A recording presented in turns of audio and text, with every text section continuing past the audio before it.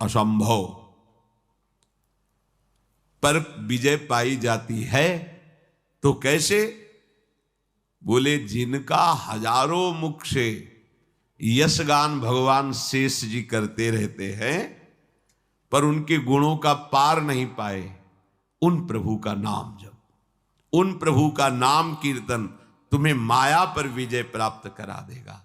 माया भ्रम, अज्ञान, अविद्या। जो भगवान के नाम गुण का कीर्तन करता रहता है, श्रवण करता रहता है, उसको प्रगट में भी कभी कोई परास्त नहीं कर सकता। ऐसा नहीं कि परास्त करने नहीं आएगा, परास्त करने आएगा। काम, क्रोध, लोभ, मोह या संसार का कोई व्यक्ति, घटना, परिस्थिति आते हैं, विघ्न तो आते ही हैं, सबके जीवन में आते हैं। पर नाम चल रहा है, बड़ा चमत्कार जीवन में प्रकट होता है नाम का। ये जो हम भगवत भक्तों के चरित्र आपको गुरु कृपा से जो सुनने को मिलते हैं, सुनाते हैं, उनसे हमें एक बल मिलता है। वो एक छोटी जीवनी की धरा से एक भगवत स्वरूप स्थिति को प्राप्त होते हैं। जैसे हम शरीरासक्त होकर विषयों में, भोगों में लगे, एक छोटी धरा है। शरीर और भोगों का त्याग करके निरंतर ब्रह्माकार भगवदाकार वृत्ति, ये बड़ी धरा है। छोटी धरा से बड़ी धरा तक, इसमें तर्क वितर्क या संशय की कहीं कोई भी गुंजाइश की जरूरत नहीं। भक्तों के चरित्र श्रवण मात्र से प्रभु के नाम रूप लीला धाम में रति होती है। आपके मुख में भगवान नाम चल रहा है तो कोई भी आपको परास्त नहीं कर सकता। बड़ी महिमामयी इस महाभागवत की बात है। सुधन्वा जी, ये एक चंपापुरी नाम का राज्य था। वहां के राजा हंसध्वज जी थे, उनके पुत्र थे श्री सुधन्वा जी। परम धार्मिक, धर्मपूर्वक राज्य का शासन करना और प्रभु की भक्ति में रत रहना और योद्धाओं में सर्वश्रेष्ठ वृत्ति रखना, ये हंसध्वज राजा का प्रभाव। पूरी प्रजा को अपने पुत्र की तरह पालन करना। राजा पूरे देश का पिता है और प्रजा पुत्रवत राजा के द्वारा पोषित होती है। जो प्रभु का भजन करते हैं, ये ना समझा जाए कि वो गरीब ही लोग भजन करते हैं, भिखारी लोग भजन करते, ऐसा नहीं। ये प्रभु का भजन जो करते हैं वो गरीब नहीं है, जो प्रभु का भजन नहीं करते वो गरीब है। क्योंकि अंतिम समय उनके पास कुछ नहीं रहता तो हुए ना निर्धन। और जो भजन करते हैं वो माला माल होकर के यहां से जाते। परम धन राधा नाम, खूब जमा है राधा नाम, अब उनको आनंद ही आनंद प्राप्त होगा। तो ये उस समय की बात है जब महाराज युधिष्ठिर अश्वमेध यज्ञ कर रहे थे। प्रद्युम्न, सात्विकी आदि असंख्यों महारथी योद्धा द्वारिका से सहयोग के लिए आए हुए थे। घोड़ा छोड़ा जाता है, जिस राज्य से घोड़ा जाता है तो घोड़े का पूजन करके नमस्कार कर लिया तो मतलब वो राजाधीन है, और अगर घोड़े को पकड़ लिया तो मतलब युद्ध होगा, तब आगे बढ़ा जाएगा। जे ही गुप्तचरों ने हंसध्वज राजा को समाचार दिया कि महाराज युधिष्ठिर का अश्वमेध यज्ञ का घोड़ा आपकी राज्य सीमा में प्रवेश कर चुका है, उनको बहुत आनंद हुआ। अहो भाग्य, जिनकी हम आराधना कर रहे थे भगवान जरूर दर्शन देंगे, क्योंकि ये पांडवजन महाभागवत हैं और इनको जरा भी कोई कष्ट देना चाहे तो भगवान व्याकुल होकर उपस्थित हो जाते हैं। गुप्तचरों से पूछा कि क्या भगवान श्री कृष्ण भी हैं? बोले उनके तो दर्शन नहीं हुए, पर हां, द्वारिका की सेना भी उपस्थित है, तो उनका दर्शन जरूरी है। वैसे अगर वो होते तो घोड़े का पूजन करते और प्रभु के दर्शन कर लेते, पर प्रभु नहीं है तो अब दूसरा उपाय करना पड़ेगा दर्शन के लिए। आदेश किया महाराज युधिष्ठिर के अश्व को पकड़ लिया जाए। पकड़ लिया गया। जे ही पकड़ा गया तो अब इतने महान महान महारथी, साथ में अर्जुन जी भी हैं, सात्विकी जी हैं, प्रद्युम्न जी, बड़े बड़े महारथी, हर्षपूर्वक युद्ध का जयघोष किया गया। हंसध्वज जी ने आदेश कर दिया तत्काल सेना उपस्थित हो। अगर तनिक भी विलंब किया गया तो खौलते हुए कड़ाह में उसे डाल दिया जाएगा। नगाड़े की ध्वनि पूरी होते होते पूरी सेना नगर के बाहर आ जानी चाहिए। ऐसा सावधान भी रहते हैं सैनिक, कभी भी राजा का आदेश हो जाए। स्वयं बड़े गजराज पर चढ़कर हंसध्वज भगवान श्री कृष्ण को प्रणाम करके मानसिक और अर्जुन से युद्ध करने के लिए आगे बढ़े। पूरे सैनिक सब तत्काल तैयार हुए, क्योंकि राजा की आज्ञा थी अगर विलंब हुए तो खौलते हुए तेल के कड़ाह में डाल दिया जाएगा। सब ठीक समय पर उपस्थित हो गए। वहां एक भयंकर अग्नि के उसमें बड़ा कड़ाह रख करके तेल खोलाया गया, कोई विलंब ना हो, अगर होगा तो डाल दिया जाएगा। जितने भी वीर योद्धा थे सब उपस्थित हो गए, लेकिन राजा के पुत्र जो सुधन्वा जी थे, ये बड़े भगवान के नाम जापक भक्त थे, हर समय नाम जप करते रहते थे। जो ही आज्ञा हुई अस्त्र शस्त्रों से सुसज्जित हुए। पहले तो माता जी के पास गए, उनको प्रणाम किया और कहा, मां आज हमारे जीवन का परम लाभ उपस्थित हुआ है, क्योंकि आज मुझे अर्जुन से युद्ध करना है। वो भगवान के परम प्रेमी भक्त हैं। आज युद्ध कौशल के द्वारा उनको मैं तृप्त करूंगा, और ऐसा तृप्त करूंगा, उनको ऐसे व्याकुल करूंगा कि उनके सारथी का हमारे ऊपर नजर पड़े और कृपा दृष्टि पड़े। उनको आना पड़ेगा, पर हो सकता है हम वापस ना आए। इसलिए आपसे आशीर्वाद मांगते हैं कि मेरे मन की जो कामना है कि अर्जुन को तृप्त करूं और भगवान का साक्षात्कार करूं, वो पूर्ण हो। इसके बाद माताजी को प्रणाम करने के बाद जब आगे बढ़ने लगे तो माताजी ने कहा, बेटा बड़े बड़े ऋषि मुनि जिन भगवान श्री कृष्ण का रात दिन ध्यान और गुणगान करते हैं, मुझे तो उनका दर्शन होना संभव लगता है। पर जब तुम अर्जुन को पीठ नहीं दिखाओगे तो जरूर उपस्थित होंगे, और जब तुम श्री कृष्ण का दर्शन कर लोगे तो मुझे श्री कृष्ण का धाम मिल जाएगा। क्योंकि शास्त्रों में लिखा है जो भगवत साक्षात्कार कर लेता है तो 21 पीढ़ियां भगवत धाम को जाती हैं।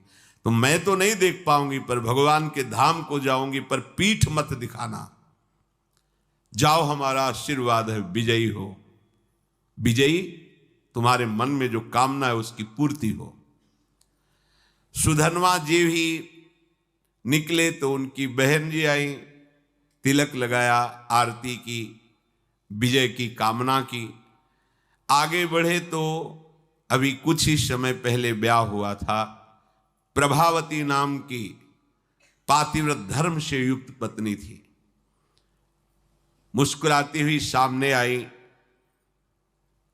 और सुधन्वा की पूजा की और कहा, स्वामी मुझे पता है आज आप कहां जा रहे हो, महाबली महारथी अर्जुन से युद्ध करने। मैं जानती हूं कि जहां तुम जा रहे हो वहां से वापस आना असंभव है, जानती हूं, पर इतनी तो कृपा कर दो कि आपको जलांजलि देने वाला कोई होना चाहिए। अभी कुछ ही समय पहले ब्याह हुआ था। सुधन्वा ने कहा, तुम धैर्य रखो, श्री कृष्ण के बल से मैं अर्जुन को परास्त करके शीघ्र ही वापस आऊंगा। प्रभावती ने कहा, नाथ, आज तक हमने ऐसा नहीं सुना कि जो श्री कृष्ण से मिलने के लिए गए हों फिर वापस लौटे हों। शास्त्र प्रमाण है, बड़ी गूढ़ बात कही। जो श्री कृष्ण से मिलने गए हों और वापस लौटे हों, ऐसा आज तक प्रमाण नहीं मिला। तो वापस लौटने की तो हम आशा ही नहीं रखेंगी। बस हमारी एक कामना है कि आपको जलांजलि देने वाला कोई होना चाहिए। तो शास्त्र सम्मत बात थी। वहां कड़ाह में तेल खोल रहा है, सब आ चुके, लेकिन राजकुमार नहीं आए। राजा को बहुत कष्ट हुआ कि सब आज्ञा के पालन में और सुधनवा मेरी आज्ञा का उल्लंघन कर रहा है, क्योंकि अब वो जलांजलि देने के लिए पुत्र की कामना से युक्त होकर के अपनी पत्नी की भाव को पूर्ण किया। उनको तो पता नहीं, तो जल्लादों को तुरंत भेजा, सुधनवा को पकड़कर लाया जाए, खोलते कड़ाह में डाल दिया जाए। राजाज्ञा बड़ी विचित्र होती है। वो अपराधी साबित हो गए हैं क्योंकि विलंब हो गया, राजाज्ञा का उल्लंघन किया। जे ही राजा की आज्ञा हुई, वो जल्लाद प्रकृति के सैनिक तत्काल गए और सुधनवा स्नान आदि करके पवित्र होकर बाहर निकल रहे थे। तुरंत सुधनवा से कहा कि महाराज का आदेश है, आपको बंदी बना लिया जाए और कड़ाह में डाल दिया जाए, क्योंकि आप विलंब हुए हैं। उनका एक बार पिताजी के सामने तो पहुंचने दीजिए। गए, पिता को प्रणाम किया। हंसध्वज ने कहा, हमारी आज्ञा का उल्लंघन का जो निर्णय किया गया है वही इनके साथ बर्ताव किया जाए। जो शंख और लिखित नाम के आचार्य थे, उनके हर राजा के पास आचार्य कोटि के महापुरुष की सलाह मिलती थी। जैसे परम ज्ञानी जनक जी हैं, पर सदानंद जी विराजमान हैं। चक्रवर्ती सम्राट महाराज दशरथ तो वशिष्ठ जी विराजमान हैं। देवराज इंद्र तो बृहस्पति जी विराजमान। पहले ऐसा होता था कि सम्राटों के ऊपर, राजाओं के ऊपर महाराज विराजमान होते थे और कोई भी समस्या का समाधान उन्हीं से लिया जाता था। ये पुरोहित जो शंख और लिखित थे, ये जलते थे सुधनवा से, क्योंकि सुधनवा निरंतर नाम जप करते हुए भगवत आराधना में ये उनको पसंद नहीं था। तो कई बार तर्क वितर्क किया था। अब उनको अवसर मिला। राजा हंसध्वज ने पूछा कि आचार्य प्रवर, आपका क्या आदेश है इस विषय में? उनका जो आपकी आज्ञा हुई उसका पालन किया जाए, अर्थात इनको खोलते हुए कड़ाह में डाला जाए। स्वभाव से ईर्ष्या रखने वाले ये शंख और लिखित आचार्य ने खोलते कड़ा में सुधनवा को डालकर उनका जीवन अंत कर दिया जाए, ऐसा ही दस्तखत कर दिया। यदि आप अपने पुत्र के मुंह में आकर के अब हमारी लिखित बात को काटते हैं तो हम दोनों आपको छोड़ देंगे।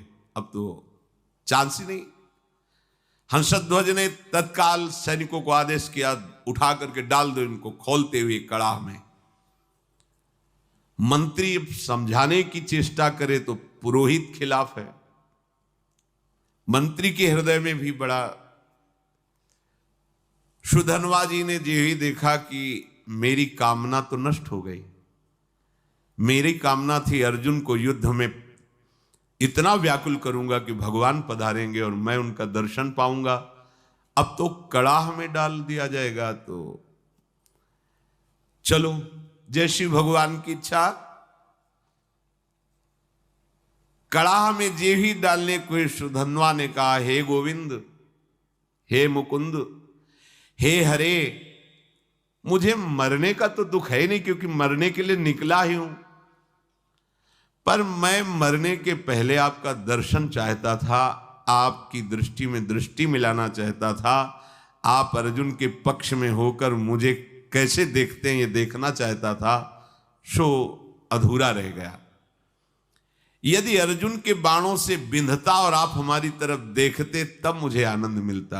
ये कायरों की तरह मृत्यु होगी कि कड़ाह में डाल करके। प्रभु यदि आप हम पर कृपा करते हैं तो मुझे जो कामना है उसकी पूर्ति होनी चाहिए। मरना तो है ही, पर ऐसे नहीं ललकार करके, अर्जुन को व्याकुल करके मरने की इच्छा है। युद्ध स्थल में अपने पराक्रम को दिखाते हुए बाणों से आपकी पूजा करूंगा, फिर प्राण त्यागूंगा तो मुझे संतोष होगा। गांडीव धनुष से छूटे हुए बाण जब हमारे हृदय को बेधेंगे तो मुझे आनंद प्राप्त होगा। यह है वीरों का मृत्यु की मांग करना। तो इनसे कम वीर नहीं होते भगवत भक्तजन। काम, क्रोध, लोभ, मोह, मद, मत्सर, ईर्ष्या, द्वेष, पूरा जगत सब का विरोध सह करके भगवान के मार्ग में बढ़ते हैं, जो सच्चाई से बढ़ते हैं। श्री कृष्ण श्री कृष्ण श्री कृष्ण श्री कृष्ण। मुख से अनवरत तो चलता ही रहता था, उठाया गया और कड़ाह में छोड़ दे, खोलता हुआ तेल। आसपास तेल खोल रहा है, रोम भी नहीं जल रहा,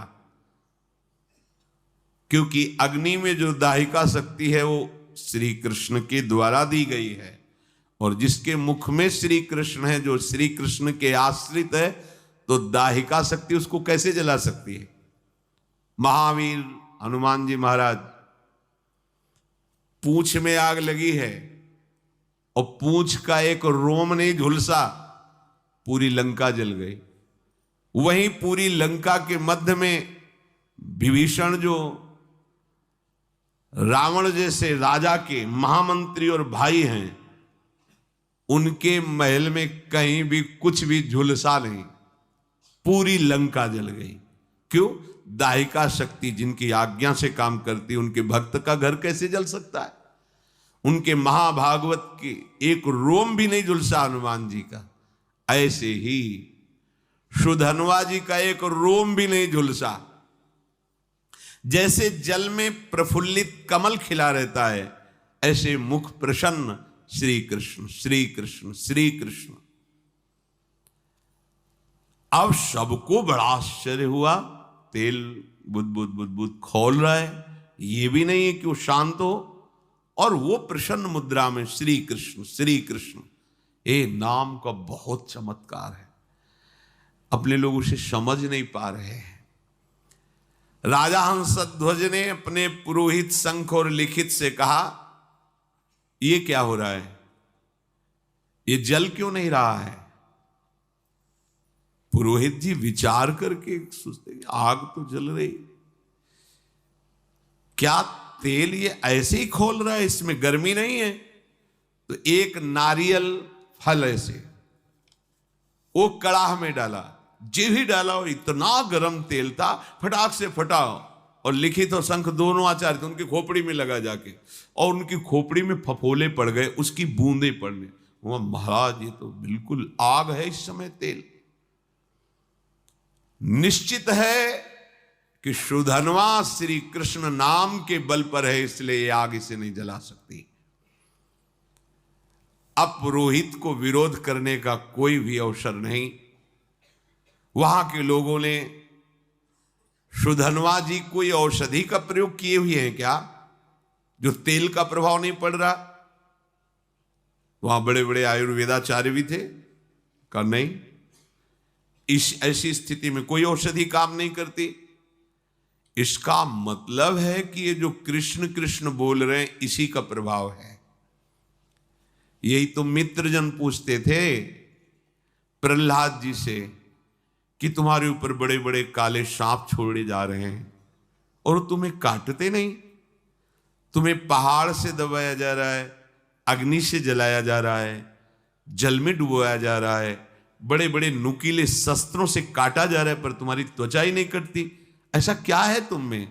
तो उन्होंने कहा, मैं हर समय हरि हरि श्री हरि ऐसा बोलता हूं, तो मुझे लगता है कि मेरे हरि मुझे ऐसे लिए हुए, तो ना कोई आग, ना कोई अस्त्र शस्त्र, ना कोई मुझे दुख, कोई छू ही नहीं पा रहा है, क्योंकि मेरे हरि मुझे गोद में लिए हुए हैं और ऐसे किए हुए। नाम का बहुत बड़ा, ऐसा ना समझो कि ये उनके ऊपर प्रभाव था, आपके ऊपर नहीं। आप वैसे ही जपिए, देखिए प्रभाव।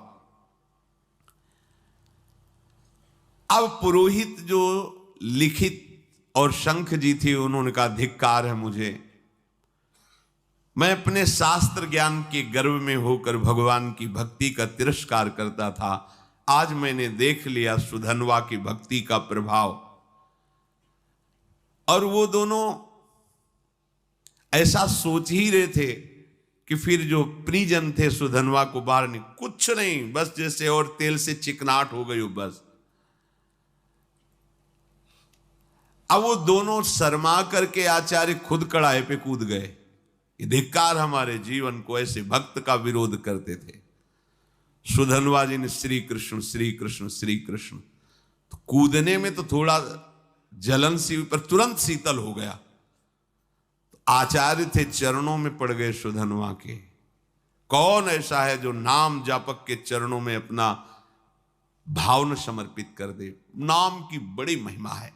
सुधनवा के आचार्य थे लिखित शंख, उन्होंने छाती से लगा के कहा, प्रिय राजकुमार, आज मुझे तेरी कृपा से समझ में आया कि भगवान के नाम में जो शक्ति है वो किसी और कहीं साधन में नहीं है। पुरुष सिंह, आज तुम्हारे स्पर्श से मैं पावन हो गया, क्योंकि तुम भगवान नाम जप करते हो। अब पता चल गया कि मैं तुम्हारा उद्धार नहीं करूंगा, तुम मेरा उद्धार कर दोगे। आचार्य अपने शिष्य से कह रहे हैं, वीरवर जाओ, सम्रांगण में तुम्हारी कामना की पूर्ति हो। सुधनवा पिता को प्रणाम किया। पिता ने कहा, आज हमारे सेनापतित्व का पद सुधनवा लेंगे। अब युद्ध प्रारंभ हुआ। सुधनवा कब प्रत्यंचा चढ़ाई और बाण छोड़ा, बड़े बड़े सैनिक देख ही नहीं पा रहे थे। लोगों को ये भ्रम रहता है कि हम नाम जप करेंगे तो स्कूल में पढ़ाई में विघ्न पड़ेगा, हमारे कामकाज में विघ्न पड़े। ऐसा मत सोचिए। नाम जप करोगे तो आप बहुत अच्छे विद्यार्थी होगे, नाम जप करोगे तो आप बहुत अच्छे किसान होगे, नाम जप करोगे तो आप बहुत अच्छे, जो भी जिस मार्ग में जाओगे बहुत अच्छे बन जाओगे, क्योंकि बुद्धि पवित्र होगी और भगवान नाम की सामर्थ्य है, तो आप जो चाहोगे कर सकते हो। जब अर्जुन ने देखा कि ये 9 राजकुमार बड़े बड़े महारथियों को भी मूर्छित करता हुआ आगे बढ़ता जा रहा है, तो स्वयं वो अपने गांडीव धनुष की प्रत्यंचा खींची और सामने आकर खड़े हो गए। अर्जुन ने कहा, है राजकुमार, अब तुम किसी साधारण वीर के सामने नहीं खड़े हो, गांडीव धनुषधारी अर्जुन के सामने खड़े हो। जितनी सामर्थ्य हो अब हमसे तुम युद्ध करके दिखाओ। सुधनवा ने निर्भयता पूर्वक हंसकर कहा, हे पार्थ, आपने बहुत सी लड़ाइयां लड़ी और विजय को प्राप्त हुए हैं, पर उसका तुम कारण नहीं जानते हो कि तुम विजय में क्यों प्राप्त हुए हो। क्योंकि तुम्हारे सारथी श्री कृष्ण थे। इस समय तुम हमारे सामने टिक नहीं सकते, क्योंकि तुम्हारा सारथी नहीं बैठा है, श्री कृष्ण नहीं है। तो यद्यपि तुम महावीर हो, पर तुम मेरे सामने नहीं टिक सकते। तुम्हें सलाह देता हूं, अगर मेरे पर विजय प्राप्त करनी तो अपने सारथी की याद करो, नहीं तो तुम्हारी सामर्थ्य नहीं है, ये गांडीव धनुष के निकले हुए बाणों की सामर्थ्य नहीं कि मुझे परास्त कर सके। एक बालक के मुख से ऐसी चुनौती, अर्जुन जी परम धनुर्धर, दिव्यास्त्रों का ज्ञान, क्रोधित होकर सुधनवा पर बाणों की वर्षा शुरू कर दी। सुधनवा जी ने हंसते हंसते एक एक बाण को तिल तिल के समान काट के गिरा दिया। अर्जुन जी को लगा, आज तक ऐसा भी, बाणों को काट देना अलग बात, लेकिन हर बाण को तिल तिल काट के, बाणों की वर्षा हो रही। बाणों को काटते हुए अपने बाणों से ध्वजा, धनुष, प्रत्यंचा सब पर चोट पहुंचा दी। सुधनवा ने ध्वजा काट के गिरा दी, प्रत्यंचा काट दी, गांडीव पर प्रहार किया और अर्जुन के सारथी को भी घायल कर दिया और कहा, कहां गया तुम्हारा वो पुरुषार्थ गांडीव धनुषधारी अर्जुन? बिना प्रत्यंचा का धनुष, बिना ध्वजा का रथ, सारथी बेहोश। आश्चर्य में पड़ गए कि ऐसा वीर बालक तो हमने देखा ही नहीं। अब उनके मुख से हर समय चल रहा है जो भगवान का आदेश, मामनुस्मर युद्ध च कृष्ण कृष्ण कृष्ण कृष्ण। आप तो बहुत बड़ी बड़ी बातें कर रहे थे, देखा बालक का चमत्कार? मुझे बालक कह रहे थे, अब कहो तो आपको बाणों से घायल करके ऐसी दशा में पहुंचा दूं जो वीर पुरुषों को शोभा नहीं देती। अब भी अवसर है, याद करो अपने सारथी को और बुला लो, क्योंकि यही इच्छा थी कि एक बार श्री कृष्ण को देखूं। अर्जुन को लगा कि जब इस हालत में पहुंचा दिया तो अगला बाण तो हमें मूर्छित करके गिरा देगा। जे ही स्मरण किया, भगवान दौड़ते हुए आ गए। यही है भगवान का वात्सल्य। जैसे मां, तो मां कहीं भी वो आवाज पड़ते ही भाग के आ जाएगी, लेकिन उनके लिए जिन्होंने केवल भगवान को अपना माना है, केवल, अगर दूसरा कोई है तो रुके रहेंगे, ध्यान रखना। अगर दूसरा कोई बल नहीं है तो उसी समय आपको अनुभव होगा, आ गए प्रभु। जैसे द्रौपदी जी को अनुभव हुआ, वस्त्र रूप में आ गए प्रभु।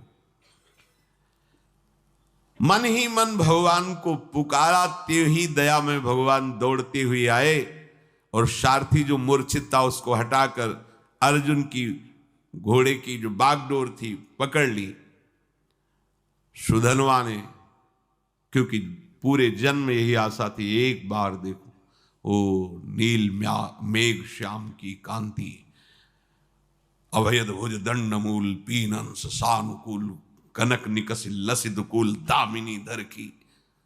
ऐसे सुंदर नेत्र, ऐसा पीता। पहले तो शोभा का पान करता रहा, जी भर के दर्शन किया, रथ से उतरा, प्रणाम मुद्रा में हुआ, क्योंकि आराध्य देव है। बस रोष में आके फिर रथ में, और पार्थ अब संकोच मत करना, तुम्हारी विजय होगी। ये देखो भगवत भक्तों का हृदय कैसा होता है। जिसके पक्ष में भगवान है, मैं कहता हूं तुम्हारी विजय होगी। पर मेरे पर विजय प्राप्त करने के लिए तुम्हें पुरुषार्थ दिखाना होगा। ऐसे नहीं कि मैंने धनुष रख दिया तुम्हारी विजय हो जाएगी। अर्जुन ने कहा, वीर आज मैं तुम्हारे सुंदर मस्तक को 3 बाणों के द्वारा काट कर गिराऊंगा। यदि मैं श्री कृष्ण के सामने तुम्हारे सिर को ना गिरा सकूं तो मेरे जितने पूर्वज हैं सब पुण्यहीन होकर के नरक में गिर जाएं। ये मैं प्रतिज्ञा करता हूं। सुधनवा ने कहा, पार्थ मैं श्री कृष्ण के सन्मुख प्रतिज्ञा करता हूं कि आपके तीनों बाणों को अपने पास नहीं पहुंचने दूंगा, बीच में ही काट के गिरा दूंगा और 3-3 टुकड़े करूंगा, और ऐसा ना करूं तो मुझे घोर दुर्गति प्राप्त हो। महाबली सुधनवा ने 10 बाणों के द्वारा अर्जुन को, 100 बाणों के द्वारा श्री कृष्ण को, 1 बाण रथ पर चलाया जो कुम्हार की चाक की तरह पूरे रथ को उठा के घुमाने लगा, और 100 हाथ दूर फेंक दिया सुधनवा ने। 100 बाण भगवान की पूजा में, 10 बाण अर्जुन की पूजा में, और 1 बाण मारा, रथ ऐसे चक्राकार होकर 100 हाथ दूर गिरा जा करके। भगवान श्री कृष्ण बोले, धन्य है वीर, धन्य है। अर्जुन बिना समझे बूझे प्रतिज्ञा कर ली, पितरों को नरक भेजना है क्या? सुधनवा देखो कितना महाबली है। सुधनवा की शक्ति देखी तुमने? ओ श्री कृष्ण श्री कृष्ण श्री कृष्ण श्री कृष्ण नाम चल रहा है। अर्जुन ने कहा, प्रभु उसकी प्रशंसा क्यों की? बोले, जानते हो समस्त ब्रह्मांडों का भार लिए हुए मैं बैठा हूं, मुझे सहित तेरे सहित 100 कदम पीछे फेंक दिया। बोले प्रभु इसका इतना बल कहां से आ गया? बोले ये बहुत जोरदार है, ये तो निरंतर नाम जप कर रहा है, और दूसरा ये एक पत्नी व्रत है। बोले ये एक सुदृढ़ पत्नी व्रत है, इसलिए हमको दूर फेंक दिया। अर्जुन ने भगवान से कहा इस समय विनोद का समय नहीं है, इस समय तो हमारी हार हो रही आपके बैठने पर भी। अब दिव्यास्त्र का संधान किया, काल को विराजमान किया बाण पे, संधान करके श्री कृष्णचंद्र जी ने कहा गोवर्धन पर्वत उठाकर जो गोप गौओं की रक्षा की उससे प्राप्त पुण्य मैं इस बाण पर विराजमान करता हूं। सुधनवा से कहा बचो ये काल का बाण है। सुधनवा ने कहा हमारे पास श्री कृष्ण नाम है जो काल का भी महाकाल है। देख लो, एक तरफ भगवान है, एक तरफ नाम है। ये देखो उन्हीं का नाम है, एक तरफ भगवान, एक तरफ भगवान का नाम। सुधनवा ने जोर से उच्चारण किया जय श्री कृष्ण, संधान किया, बाण के टुकड़े टुकड़े कर दिए। नाम का अद्भुत प्रभाव, टुकड़े टुकड़े कर दिए, और जोर जोर से जय श्री कृष्ण, जय श्री कृष्ण, जय श्री कृष्ण, मंगलमय नामों का जोर जोर से उच्चारण। त्रैलोक्य के ऋषि मुनियों में हाहाकार मच गया। भगवान ने गिरिराज उठाने का पूरा पुण्य लगा दिया, और अर्जुन ने काल का संधान किया बाण पे, काल की भी चाल नहीं। ये नाम का प्रभाव देखो। भगवान ने अर्जुन से कहा तुरंत दूसरा बाण निकालो, दिव्यास्त्र तो बढ़ता चला जा रहा है। भगवान ने उस बाण में अपनी बहुत सी शक्तियों का संधान किया। सुधनवा से कहा अब जीत के दिखाओ। देखो भगवान क्या करे, समझ रहे हो? मेरे नाम के आगे मेरे पुण्य और सुकृत और शक्तियां भी काम नहीं करती, इसीलिए नाम के अधीन भगवान हो जाते हैं। सुमिर पवन सुत पावन नामू, अपने बस करी राखे रामू। इस रहस्य को समझो। सुधनवा ने कहा अर्जुन अब मेरी प्रतिज्ञा सुनो, यदि मैं इस बाण को टुकड़े टुकड़े न कर दूं तो अरुंधति सहित महर्षि वशिष्ठ की ब्रह्म ऋषि की हत्या का पाप मुझे तुरंत लगे। सुधनवा ने तुरंत गोविंद कृष्ण बाण मारा। प्रबल पुरुषार्थ से चलाया हुआ अर्जुन का भगवान की शक्ति से संपन्न बाण 5 टुकड़े हो गए। भगवान ने कहा ये भी गया। ब्रह्म इतना बड़ा शक्ति संधान किया, अर्जुन उदास होने लगे। प्रभु अब क्या होगा, तुम्हारी शक्ति भी इसमें थी सब क्या? यही समझो, रहस्य समझो। भक्तों ने यही रहस्य समझा है। भगवान की भी रक्षा भगवान के नामों से यशोदा मैया और सब गोपियों ने की, बाल गोविंद की लीला में पढ़ के। अरे नाम इतना बड़ा है कि कहां लगी नाम बड़ाई, राम न सकई नाम गुण गाई। तभी तो संत जन छाती चौड़ी करके घूमते हैं, राधा राधा राधा। हमारे पास राधा नाम, हमारे पास कृष्ण नाम, गोविंद नाम है, मतलब प्रभु हमारे अधीन है। भगवान देखा कि अर्जुन निरुत्साहित हो रहे हैं तो 5 जन शंख को लिया, और 5 शंख का नाद जो है ना वो उत्साह वर्धन करने वाला होता है।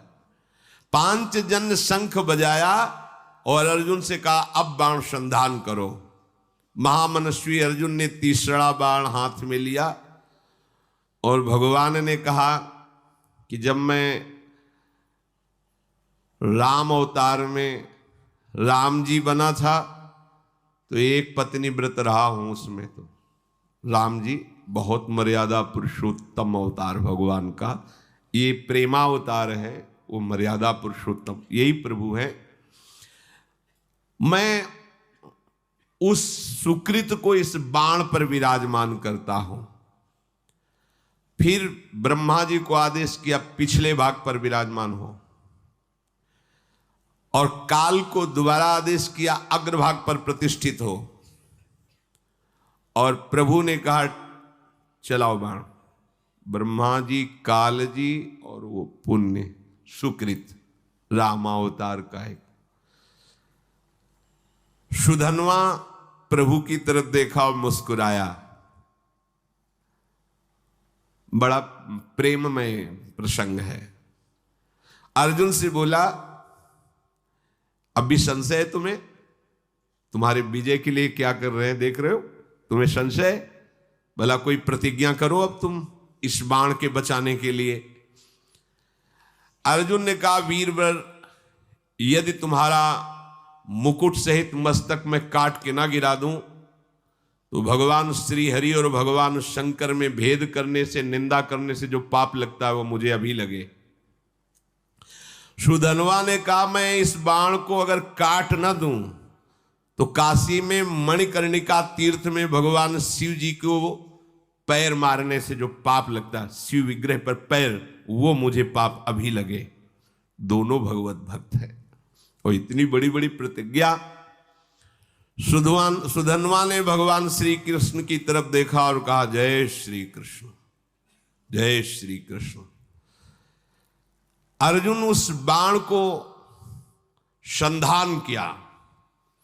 सुधन्वा ने उस प्रभावशाली बाण को कृष्ण कृष्ण कहते हुए काट दिया। हाहाकार मच गया। इस बाण को तो कोई काट ही नहीं सकता था, क्योंकि इतनी महिमा से युक्त हो गया था। अब कटा हुआ बाण का अग्रभाग सुधन्वा के मस्तक को काट करके गिरा दिया। बाण तो काट दिया, पर कटा हुआ अग्रभाग बाण का जाकर सुधन्वा के मस्तक को काट कर गिरा दिया। आश्चर्य की बात कि सुधन्वा के कटे हुए मस्तक से भी निकल रहा था, जय श्री कृष्ण, जय श्री कृष्ण, जय श्री कृष्ण। जैसे द्वेष भाव से भजने के कारण रावण के भी मुख से निकल रहा था, कहां राम रन हतोपचारी, खोपड़ी पड़ी है पर उससे निकल रहा था, कहां राम रन हतोपचारी। महाभागवत सुधन्वा जी के कटे हुए सिर से निकल रहा था, जय श्री कृष्ण, श्री कृष्ण, श्री कृष्ण। भगवान श्री कृष्णचंद्र जी उतरे और अपने कर कमल से उसके सर को उठाया और हृदय से लगाया। ये तो बाहरी लीला थी। इतने में सुधन्वा के जो शरीर से ज्योति निकली थी, भगवान की परिक्रमा करके भगवान में लीन हो गई।